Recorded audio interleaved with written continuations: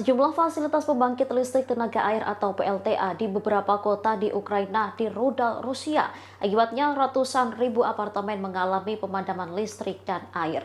Diduga serangan ini sebagai aksi balasan dari Rusia lantaran armada Laut Hitam di pelabuhan Crimea beberapa waktu lalu diklaim diserang Ukraina. Serangan militer Rusia terhadap fasilitas PLTA ini dilakukan pada Senin 31 Oktober 2022. Tak hanya satu, setidaknya ada 5 wilayah yang menjadi target serangan. 5 wilayah itu diantaranya Kremenchuk, Kiev, Selatan, Odessa, Zaporizhia, dan di wilayah Cherkasy Tengah.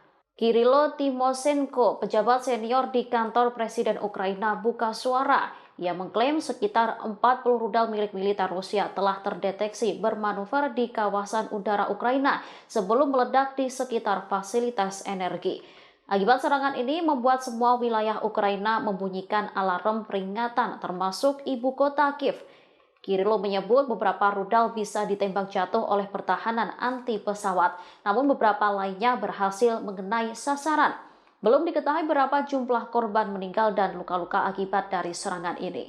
Namun sejumlah wilayah mengalami pemadaman listrik dan air hingga batas waktu yang tak ditentukan.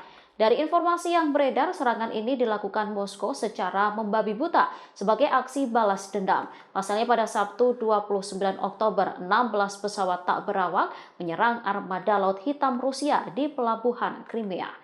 Ukraina sendiri telah membantah tuduhan serangan tersebut, namun hal itu tak membuat Rusia mendingin. Presiden Rusia Vladimir Putin kian gencar melakukan serangan balasan.